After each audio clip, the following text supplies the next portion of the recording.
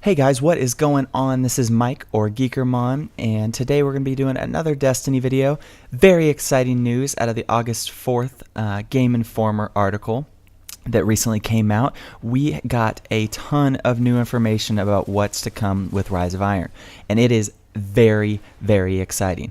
First and foremost, what I'm probably most excited about is they're taking the old Khvostov weapon, which I'm sure you guys remember is the very first auto rifle that you get in this game, and it is being turned into this super flexible, crazy exotic. I mean, the gun can go from auto rifle to pulse rifle to scout rifle and back for whatever kind of situation you're in without even having to change weapons.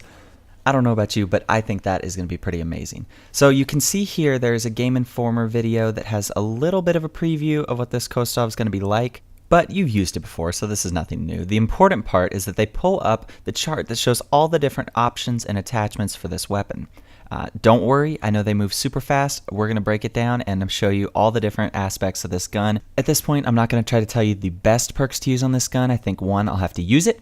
And two, it'll change based on your style of play. If you have full auto, you're going to want a whole different set of perks than if you've got semi-auto working.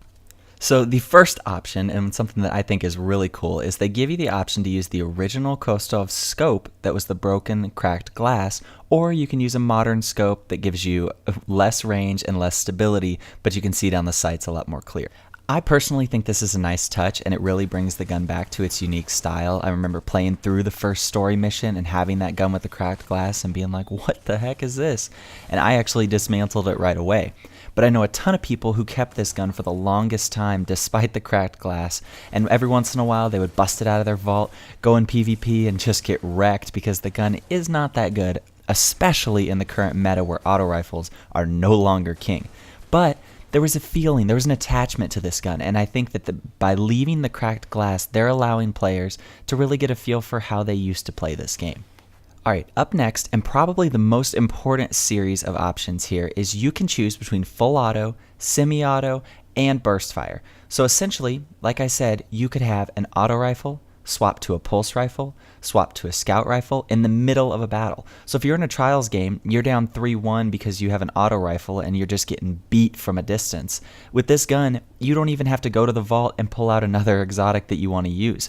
You can straight away open up your inventory, swap the gun to a scout rifle, turn on rangefinder, and just shred the opponent from across the map. It's this kind of flexibility that I think really makes this gun exotic. It has kind of lackluster stats, but being able to change such drastic things about the gun so quickly will really give you the competitive advantage, especially in more high caliber game modes like Trials of Osiris. I think we as Destiny players have oftentimes worked extremely hard to get exotics like Fabian Strategy or Necrochasm that we thought, we got this, it's exotic, this is going to be awesome, only for the gun to turn out to really be worse than a lot of the legendary alternatives. With this gun, I think stat-wise, it is fairly subpar compared to those kinds of guns. But where it shines is, like I said, the ability to change in an instant. Alright, so up next we can take a look at the rest of the perk tree. There's Hammer Forged, Rifled Barrel, and Braced Frame, which essentially means range, more range, and stability. Those will change. Auto, I would recommend Braced Frame, but a lot of the other guns, especially the Scout Rifles, you get that range and you'll be getting 3-shot kills across the map. Up next we have Extended Mag, Counterbalance, and Rangefinder, which honestly are some of my favorite perks on weapons in general, so I'm pretty excited that I get to pick between these. That means that instead of trying over and over to find a great role for this weapon, I can just go ahead and pick what I want to use. And just in case that wasn't enough flexibility for you, they also give you the option to change the rate of fire of the gun between 450 and 900 rounds per minute. This means that you could make the gun a high rate of fire like the Doctrine of Passing or a low rate of fire like the Surus Regime. This will be great when you're adapting to the current meta of the game. Right now I would probably do high rate of fire, but last year I definitely would have gone with the low rate of fire. Well guys, that is it. I hope you enjoyed this video. Make sure if you did, please leave a like. It means so much to me and this channel. I'll be bringing you a whole bunch of new Rise of Iron content soon. I'm super thrilled to get the Khvostov, start using it, let you guys know how it is, what the best perks are, what the best roles are, except that there's only one role. That's the best part. Alright guys, thanks for watching. I'll catch you in the next video. Peace. Yeah.